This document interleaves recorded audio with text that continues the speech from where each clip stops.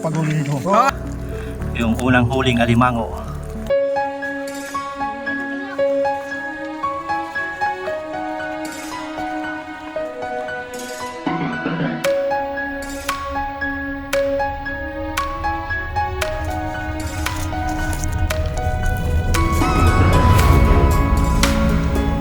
So ayun nga, palaban na naman tayo ng mahigit isang oras na lakaran. Pinayagan tayo ng tribong Manidi na sumama uli sa kanila sa pangalimango. Lakad tayo dito sa masukal na kabundukan papunta sa Haragatan. Gusto ang pawis namin. Pagod na kami pero mga Manidi baliwala pa, sanay sa lakaran. Iba talaga ang resistensya ng mga taong nakakunik sa kalikasan.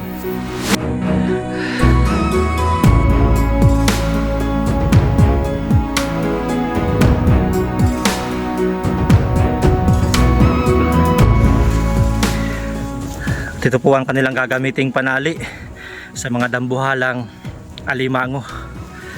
Balat ng kahoy. Pero nakita niyo yung dagat na yon. Doon tayo sa kabila nun pupunta. Malayo pa. The Manidis alimango is so precious. Napakahirap hanapin. Woo! Isang oras na kami naglalakad. Di pa kami nakakarating.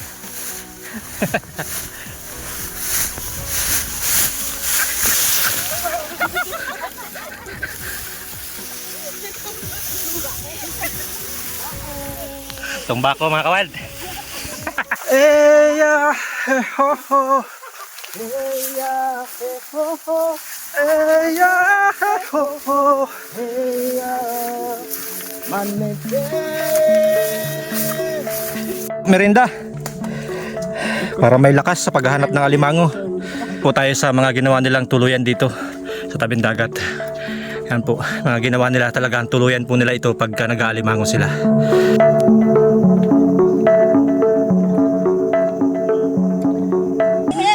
Ay, ito lang po. Ay, ayun nga. Andyan lang. Nahibasan siya. Ano paghuli nito? Daliri mo dyan. Ang daliri ko dyan. Ipang ano yan? Huwag ka magbiro-biro. Huwag kalaw-kalaw. Go. Huli. Kalaki. Tingnan natin kung pwede na si Wildlife James manghuli ng alimango. Nakulong.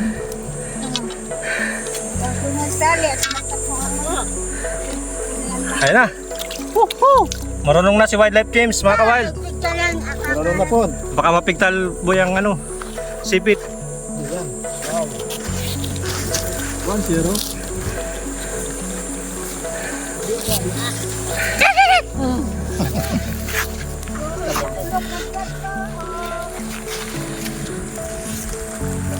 Palang ulam. Tinalayan po ni Ate Delia yung unang huling alimango. Nakuha daw doon. Aaron, Pinakuha pa rin po doon. Ayun na po yung pangalawa, puntahan din po natin. para tayo mga kawain.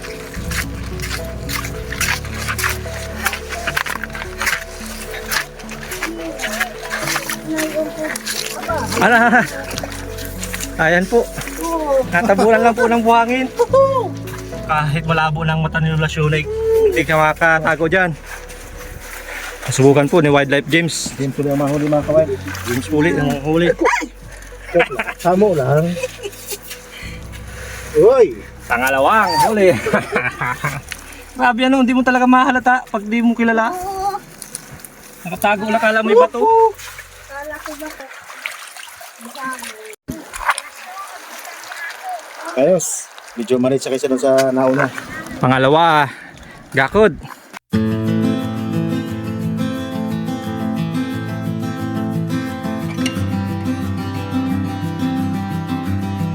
Isa kinagat.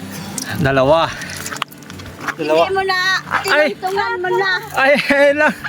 Tinungtungan ko lang, alimango pala. Grabe nanguwak. Grabe lang. Talagang hindi talaga ako pwedeng maghanap ng alimango. Nakita ni Nanay Delia. Alimango pala yun. Ngayon nung gamit niya. Ginayon ko isang ko. Katarag ba ito? Nakatagot-tago lang. Alimango pala. Oh. Grabe ang mga alimango dito. Naka-disguise lang. Ayan oh.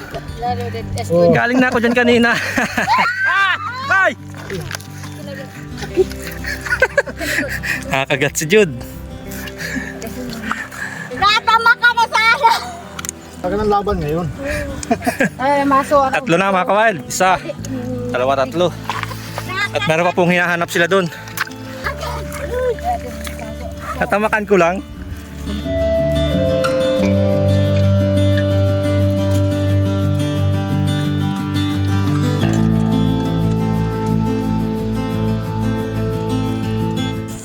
Pag nakuha po mga kawild yung alimango dito, pang-apat na. Ang likod niya, oh, parang bato. Oh, ibang klase. Ang sipit niya. Ito mismo. Yan. Oo. Bitawan natin kasi ang late man. Ibang klase, no? Oh. Gandang tingnan. Ang klaseng alimango yan. Kala mo shell? Oh, na. Tago na. Tago na siya. Nilubog na ang sarili. Wala Wala na. Wala na. Klaro na sila mga kawild. Layo na. Let's go.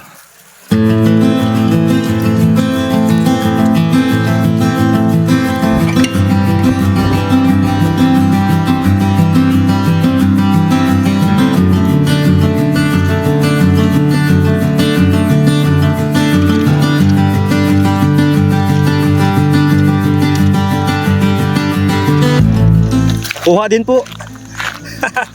Nakuha din, di sinukuhan. Malambot po siya. Po yung pang-apat, mga kawild. Malambot pala. Baka makagot.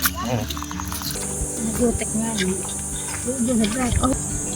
Aula. Naroon na. Ayan, lumabas na. Hala ka mo de. Takas. Hala ka, uy. Hala ka. Alaman. Uy, baka bumalik. Ha? Sino makauli sa kanya na? Hala ka dyan. Yes, na nakahuli. Ayan po ang pang-anim, mga kawild. Mga kawan. Uli ng mga kababayang manidi. Magakot din. Sino pong magakot?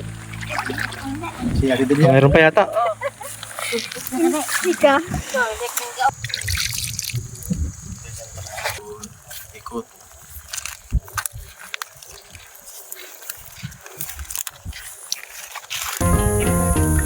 Ada dagat suling na at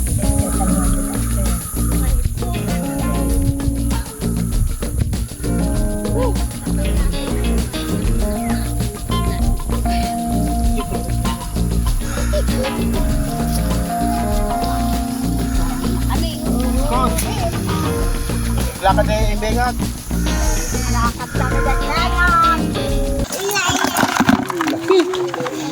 Unang-unang nahuli yan. Ito yung pinakaunang nakhuli, mga kawild. Tapos ito na yung mga sumunod. Uy, dalawat mga kawain. Ito po, Lola. Salamat po. Salamat. Bukas po magkadala kami ng bigas. Binili natin mga kawild ng 500 ang kilo. 2 kilo. Yun mga kawild, Daming kuliglig. dito tayo ngayon sa tribo. Sila po yung magaling manghuli ng alimango. Kasi namahan natin kahapon. Yan, nalaki yung nahuli nilang alimango. Yan. Yan sila Lola Shoni. Yan, kalimitan dito sa tribo mga kawild, mga babae talaga yung nanguhuli ng mga alimango. Yan. Tayo po Lola. Ay, mabigat.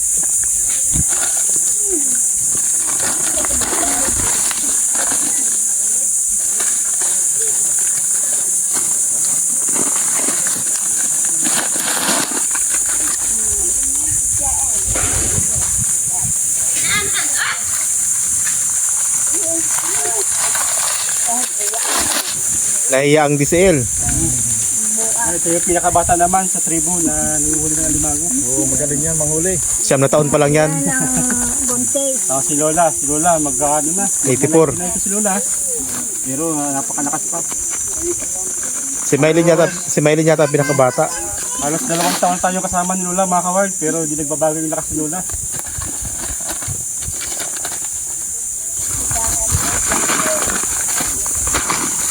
malaki na itong isang sako.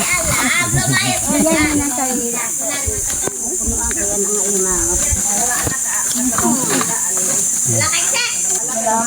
Salamat po. Parang tahuli tayo ng mga Ako, yung asawa. 2 kilo ng isang piraso.